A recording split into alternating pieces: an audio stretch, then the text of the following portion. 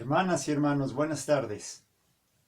Vamos hoy una vez más a compartir la palabra y con compartirla lo que quiero decir no es que un servidor la va a exponer, sino a compartirla como quienes se sientan juntos en una misma mesa y comparten una comida juntos. Entonces, es en ese sentido que decimos que hoy una vez más vamos a compartir la palabra, a juntos recibirla, juntos como una sola familia, en un mismo corazón, como hermanos que somos, hijos de un mismo papá y que nos ha congregado en un rebaño, en un rebañito, y juntos participamos del mismo alimento que el Padre ha preparado para nosotros, especialmente para nosotros, para esta familia, para esta comunidad.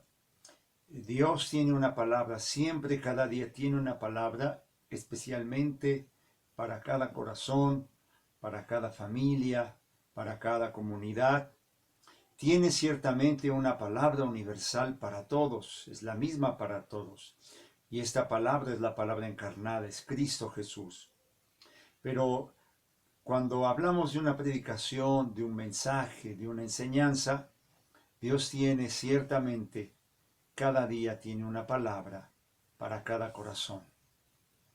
Y hoy nos sentamos como hermanos en una misma mesa para compartir esta palabra, hermanos amados. Vamos pues juntos a orar con un corazón agradecido a nuestro Padre que nos ama tanto. Padre, queremos darte gracias por esta oportunidad maravillosa de estar juntos y comer a tu mesa. Comer a tu mesa, estar en tu regazo, bajo tu mirada, abrazados por tu gracia y llenos de alegría por la presencia de tu Espíritu en nuestros corazones.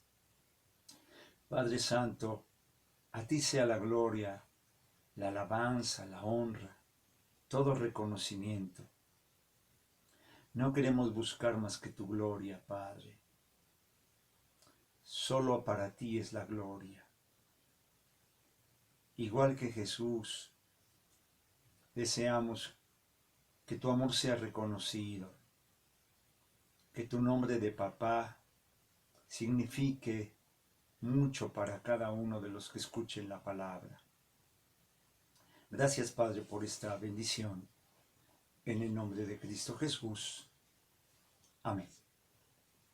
Pues como habíamos comentado, estamos trayendo una enseñanza para afirmar de manera muy sólida, cimentar de manera muy firme la roca de nuestra salvación, y la roca de nuestra salvación es nuestra fe en Jesucristo, en la obra realizada por Cristo Jesús, en la que el Padre ha conseguido todo lo que tenía planeado para nosotros, sus hijos, y ahora nosotros vivir en la plenitud que Dios nos ha dado en su Hijo. En una enseñanza anterior, en una grabación en video anterior, habíamos comentado lo siguiente, que tenemos fe en la victoria de Cristo, y tenemos victoria en la fe. Este es un juego de palabras muy bonito que nos ayuda a grabar en nuestro corazón y en nuestra mente, en nuestra memoria, esto que estamos queriendo afirmar. Ciertamente, la victoria de Cristo es la que nos ha dado toda bendición, la que nos ha logrado vencer a la muerte, salir victoriosos de la muerte, levantarnos de entre los muertos. Como dice Pablo, lo hemos dicho una y otra vez.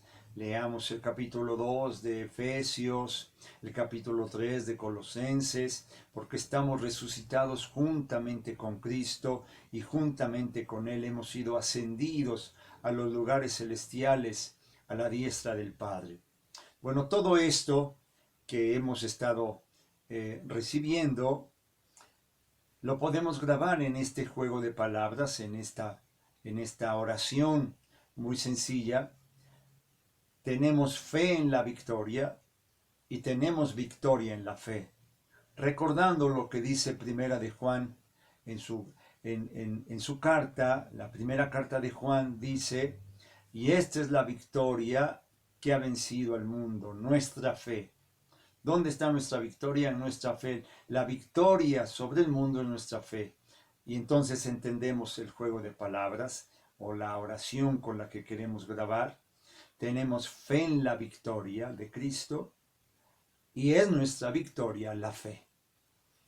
Entonces, para seguir afinando esto y afirmándolo fuertemente en nuestro corazón, hoy vamos a comenzar con un versículo muy potente, muy fuerte y maravilloso de luz, de vida, para continuar en este sentir y de verdad nuestra fe prenda, nuestra fe prenda. En alguna de las enseñanzas, recuerdo que un domingo hablábamos de que la palabra que recibimos tiene por objetivo que tengamos una conciencia muy clara de la obra realizada, de lo que Dios ha hecho por nosotros y para nosotros en Cristo. Pero hoy vamos a afinar un poquito más. Más que tener conciencia, lo que prende es la fe, es lo que estamos mirando de unos días para acá. Y esta es la victoria que ha vencido nuestra fe. Entonces, hoy vamos a hablar más que de conciencia, de fe. Ciertamente vamos haciendo una conciencia más clara de lo que Dios nos ha dado en Cristo, de luz, de esta claridad, de cómo se ha derramado toda la gloria del Padre, nos ha hecho participantes de su naturaleza divina en Cristo. Pero hoy declaramos que hablamos más que de conciencia, de fe. Y por eso es que vamos a comenzar con este muy potente versículo que dice lo siguiente. Al que no conoció pecado, es decir, a Jesús, Dios lo trató por nosotros como al propio pecado, para que por medio de él nosotros sintamos la fuerza salvadora de Dios. Otra traducción, la que tenemos muy presente nosotros, por una cierta tradición de haber estado muy cercanos a la Biblia Reina Valera 60, el versículo que estoy leyendo es 2 de Corintios 5:21. En la traducción Reina Valera 60 dice de la siguiente manera: al que no conoció pecado, por nosotros lo hizo pecado. El mismo pecado. Por nosotros lo hizo pecado para que nosotros fuésemos hechos justicia de Dios en él. No solamente sobre Jesús cargó nuestros pecados. Jesús vino a ser como que el pecado personificado. Volvamos a leer esta traducción que he elegido esta vez, porque me parece que lo hace más luminoso y sobre todo vamos a notar que podemos ver dos partes en este versículo.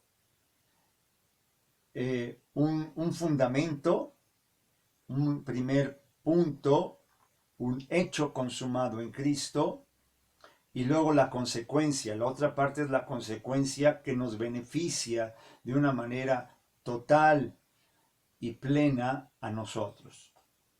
Fíjate, a mí me parece que es un versículo que nos hace caer de rodillas, por hablar de esta manera, caer postrados en adoración, en gratitud, por la fuerza. A mí lo que me impacta como un disparo de amor, como un golpe fuerte al corazón, pero no para lastimarnos, sino para marcarnos, para impactarnos, para despertarnos. para sumergirnos en la realidad de Cristo. Es un golpe de amor. Recuerdo que hace tiempo escuchaba una canción que se llama Tiro de Amor o Shot of Love, dice en inglés. Un impacto muy fuerte es el que nos causa Jesús en el corazón. La palabra de Dios siempre es un fuerte disparo directo a lo más esencial de nuestra vida. Y este versículo me parece que es de este tipo. Un cañonazo, podríamos decir, de salvación, de vida. Y notemos las dos partes. Al que no conoció el pecado, Dios lo trató por nosotros como al propio pecado. Decía la otra traducción, lo hizo pecado. ¿Para qué? Esta es la otra parte. La primera parte es a Jesús, al Santo de Santos, a la pureza hecha carne, a la santidad de Dios manifestada en un hombre, al amor de Dios hecho carne, a la luz, a la pureza infinita de Dios, el Santo de Dios. A Él, el Padre, dice, Dios lo trató por nosotros como al propio pecado. Y la segunda parte, ¿para qué? Esto me maravilla a mí, esta manera de hablar. ¿Para qué? ¿Para qué? ¿Para qué lo trató como al propio pecado? ¿Para qué a Jesús lo hizo pecado? Al que no conoció pecado, al que era la pureza misma. ¿Para qué lo hizo así? Para que por medio de Él, de Jesús, nosotros sintamos la fuerza salvadora de Dios. Tremendo. Para que por medio de Él nosotros sintamos la fuerza salvadora de Dios. El mismo Hijo de Dios, el inocente, el santo convertido en pecado, el pecado personificado.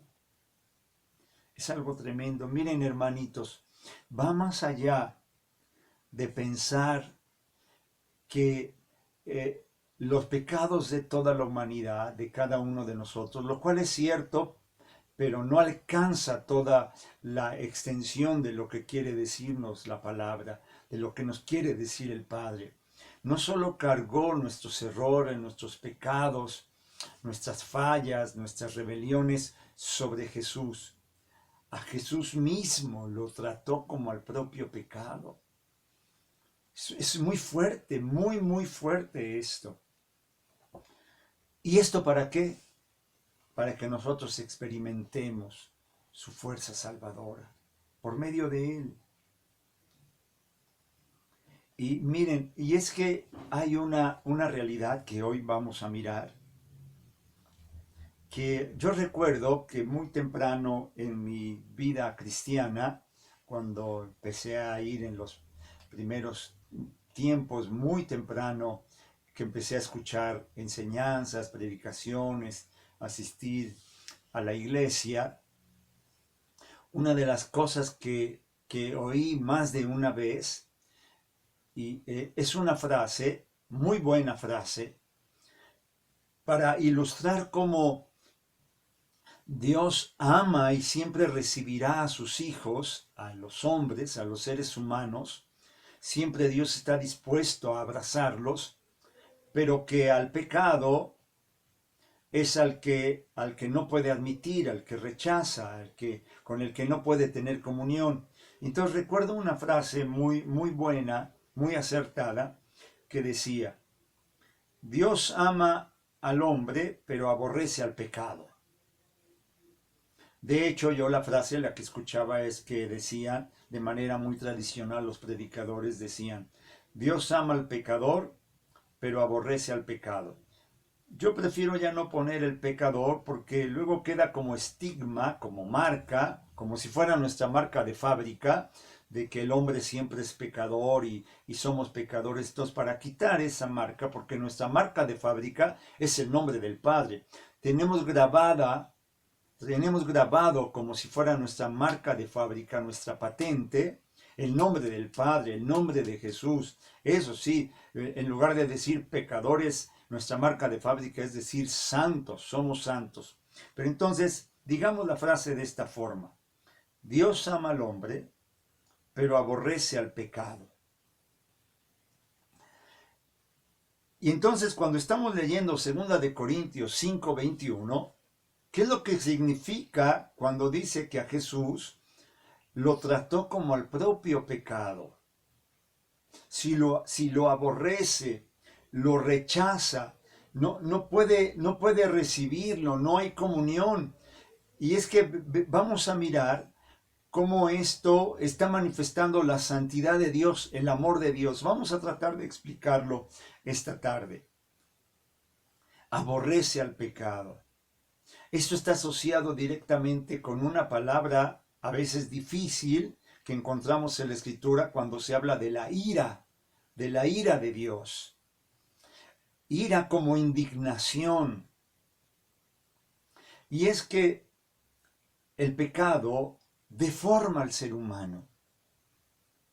Vamos a decirlo, lo afea. Porque es lo contrario, el pecado, la presencia del pecado en los hijos de Dios, es lo contrario al profundo deseo que tiene el Padre, a su deseo, a su voluntad de plenitud para nosotros. En otros momentos hemos explicado cómo la belleza de Dios es la santidad. La verdadera belleza es la santidad de Dios. La hermosura de Dios es su gracia, su amor infinito, incondicional, que no lo detiene nada. A Dios no lo hace nada cambiar. Hemos explicado cómo la omnipotencia de Dios se mide no por los milagros, sino por su capacidad, que nada puede cambiar su disposición a amar. Este amor incondicional e infinito, la gracia de Dios. Entonces, esto es la santidad, esta es la belleza de Dios. El pecado deforma el rostro del ser humano. Ya no, el pecado afea, quita la belleza propia de Dios, de nuestra herencia. Podemos hablar de nuestros genes, la belleza de Dios con la cual el Padre nos ha dado a luz. Veamos a Jesucristo. No hablamos de una belleza física, hablamos de una belleza espiritual, una belleza de alma. Ver al hombre según Dios, que es Jesucristo. Entonces, ¿por qué decimos que aborrece al pecado? ¿Por qué la Escritura habla de la ira de Dios? Habla de indignación. Porque un padre, ¿cómo puede sentirse un padre cuando ve que algo está deformando a su hijo, algo le está quitando su belleza, lo está afeando, válgame esta expresión, lo está distorsionando? Hay algo de horror, en el pecado hay algo de horror. Es horrible porque le quita la vida, le quita la belleza a los hijos de Dios. Es lo contrario a la voluntad de plenitud que el Padre nos ha dado. Entonces estamos mirando al pecado como fealdad. Hay una repulsión. Recordemos lo que dice Isaías 53. Por aquí lo tengo anotado. Dice Isaías 53, 2 al 3. Vamos a ver este pasaje de Isaías que es importantísimo. Nunca tenemos que olvidarlo, porque allí el profeta Isaías estaba anunciando, profetizando acerca de Jesús, de Jesucristo, y allí está la roca de nuestra salvación.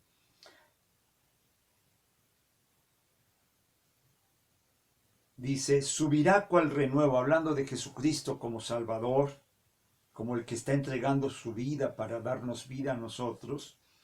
Subirá cual renuevo delante de él y como raíz de tierra seca. No hay parecer en él, ni hermosura. Le veremos, mas sin atractivo, como para desearle, despreciado y desechado entre los hombres, varón de dolores, experimentado en quebranto, y como que escondimos de él el rostro. Yo alguna vez estudiaba en algún comentario de la escritura que esto de que escondimos de él el rostro es como cuando alguien pasa por algo que le causa repulsión, que se le parece repugnante, como que le da asco, y uno voltea la cara, como cuando Job está lleno de llagas, los que pasaban cerca de él sentían repugnancia y entonces volteaban el rostro. Y como que escondimos de él el rostro, fue menospreciado y no lo estimamos. No estamos hablando de una situación física, estamos hablando de cuestiones espirituales, hablando de, quiero que penetremos juntos en lo que significa cuando leemos al que no conoció pecado por nosotros. Dios lo trató como al propio pecado. Si te das cuenta, hermana, hermano, si nos damos cuenta. Por eso estoy insistiendo en esto. ¿Qué significa esto? Ciertamente, jamás el Padre estuvo tan cerca de su Hijo como en la pasión, en la crucifixión. Pero como hombre, miren, podemos decirlo así, es evidente que nunca estuvo el Padre del cielo tan cerca de su Hijo como en aquel momento en que estaba realizando esta entrega suprema. Pero en cuanto hombre, ha habido un momento en el que Jesús no percibió la cercanía del Padre y se sintió abandonado. ¿Por qué?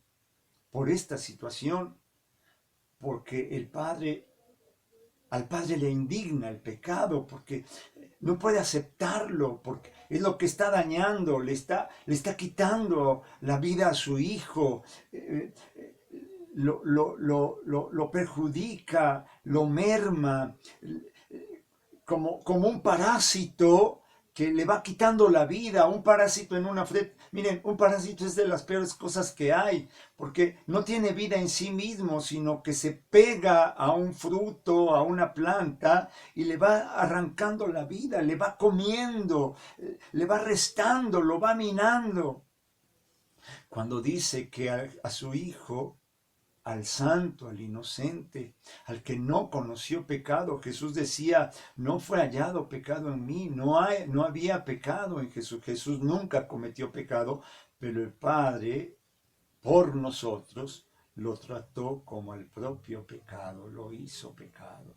Entonces hay una ira. Cuando en la Escritura encontremos la palabra ira, acuérdate de esto. No es, Dios no se enoja como los hombres, no está hablando de un enojo a la par del ser humano. La ira de Dios es la repulsión al pecado, el rechazo, la indignación que siente un padre cuando a su hijo lo están lastimando. Es eso. Y entonces, en ese sentido de horror, de fealdad, de deformación, por eso es que leemos lo que dice Isaías 53, versículos 2 y 3. Por un lado hay un rechazo, dice, y como que volteábamos el rostro, hay una repugnancia porque en él está concentrado, él es el pecado personificado. Pero por otro lado, jamás se ha visto tanta belleza. Miren, hermanos, me puedo atrever a decirlo de manera personal. Al menos yo nunca he mirado más belleza, más hermosura, más luz, más pureza, más santidad. Para mí no hay una experiencia más bella, una manifestación de la belleza más grande, que cuando miro a Jesús sostenido por el amor del Padre e impulsado por la fuerza del Espíritu Santo, entregando su vida en la cruz. Porque allí es la manera más fuerte que encontró Dios para que en lenguaje humano pudiéramos entender cuánto nos ama. No hay belleza más grande. Mirar el amor de Dios, mirar a Jesús entregándose y hasta en el último momento decir: Abba, papito, en tus manos pongo mi espíritu. ¿Y cómo pueden darse estas dos cosas? Por un lado, la repugnancia y fealdad del pecado, pero por otro lado, la manifestación de la belleza del amor del Padre por cada uno de nosotros. Las tormentas, si recuerdas que cuando Jesús está muriendo en la cruz, cuando expira, dice que se hace de noche y hay una como tormenta, como relámpagos, como truenos, y dice que se desgajan las montañas, se abren los sepulcros. Cuando en las regiones altas de la atmósfera, por decir algo, baja del norte una corriente fría y sube del sur o viceversa una corriente cálida y se encuentran y hay uno como choque, se desata una tormenta, se desatan truenos, relámpagos. El día en que Jesús está por nosotros, entregando su vida, algo así sucede. La atracción infinita que existe entre el Padre y el Hijo está atravesada por una repulsión igualmente infinita.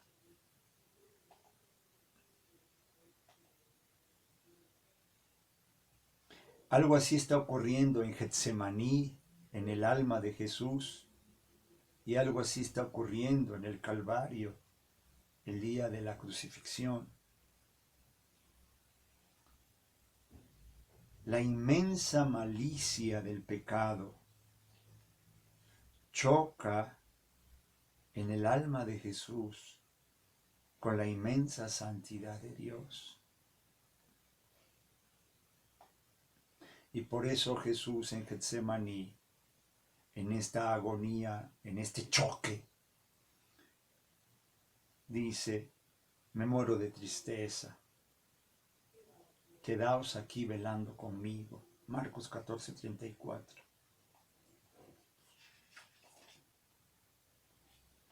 Hay más que comentar en este tema que estamos mirando hoy, pero quisiera decir todavía algunos puntos que son muy importantes. En este momento Jesús cargó con todo el orgullo del hombre, con todas las rebeliones del hombre en contra de Dios, toda la violencia, la injusticia, la explotación de los débiles, toda la mentira, todo el odio, que es algo horrible.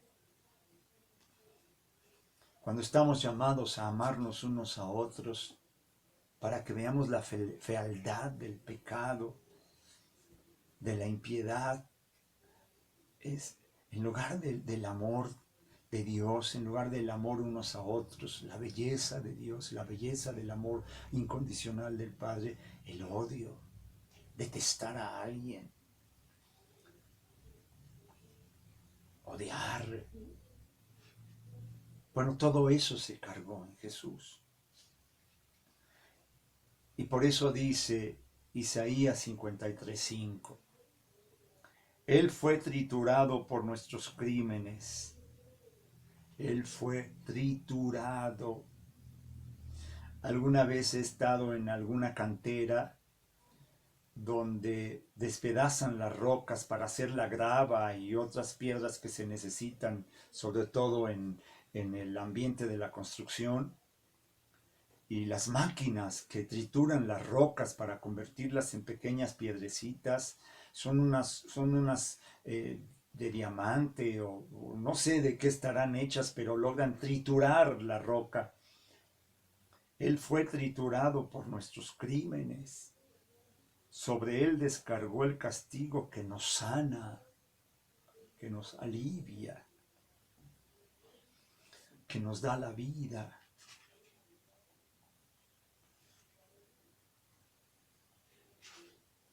Meditar en esto, hermanos, no es un afán de insistir en algo muy tradicional. Es que tener fe en la victoria es nuestra victoria. Nuestra fe es nuestra victoria. Nuestra fe en la victoria de Jesús sobre el mal es nuestra victoria. Y esta es la victoria que ha vencido al mundo. Nuestra fe en Jesús, en esta victoria.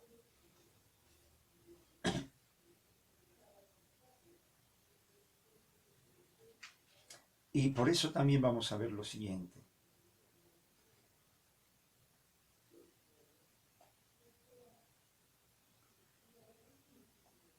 Para ir concluyendo. Para ver la segunda parte de 2 Corintios 5:21. Hay una historia en el libro del Éxodo donde dice que el pueblo junto con Moisés, cuando están teniendo ya muchísima sed, no tienen agua y ya tienen mucha sed, encuentran un lugar con agua, pero son aguas amargas, digamos, aguas venenosas, que no se pueden beber, que hacen daño. Y entonces dice ahí la historia del Éxodo, que Moisés echa un tronco, un árbol, a esas aguas, y las aguas se sanan y se hacen aguas dulces, aguas de vida, aguas que se pueden beber. Es lo que está haciendo Jesús. El Padre echa las aguas amargas del pecado, echa el árbol de la cruz en medio de este océano, de este mar de impiedad que es el mundo. El Padre avienta un árbol, el árbol de la cruz. En el madero de la cruz, dice un hermano, Jesús bebió las aguas amargas del pecado y las convirtió en el agua dulce de su espíritu, de lo cual es símbolo el agua que salió de su costado. Transformó Dios Jesucristo por el Espíritu, transformó el inmenso no de los hombres a Dios en un sí, en un amén, todavía más inmenso. De manera que ahora, como dice 2 Corintios 1:20, por él podemos responder amén a Dios para gloria suya.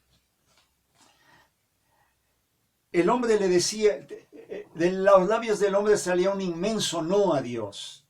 A partir de la caída, de la rebelión, cuando Adán se ofusca y le entra miedo y por el miedo la violencia y él se siente tan separado de Dios, tan indigno, tan en contra, tan contrario, tan distinto, tan apartado, entra en esta ofuscación que le hace decir no a Dios porque piensa que Dios viene como a pedirle cuentas. Esta mente legalista, condenatoria y entonces hay un gran no. Jesús transformó el inmenso no del hombre en un sí más inmenso todavía, en un amén todavía más grande. De manera que ahora por Él podemos responder amén a Dios, por Cristo podemos responderle a Dios amén, para gloria del Padre.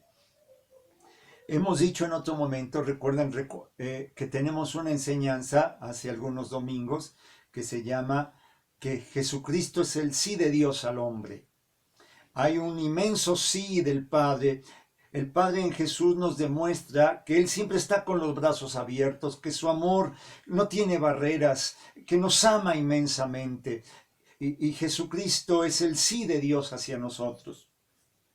Nosotros estábamos malamente envenenados con un no en nuestro corazón hacia Dios. Pero Jesús transforma ese no en un sí, en un amén. Ahora también Jesús es el sí, pero ahora del hombre a Dios. En Jesucristo hay un eterno sí del Padre al hombre.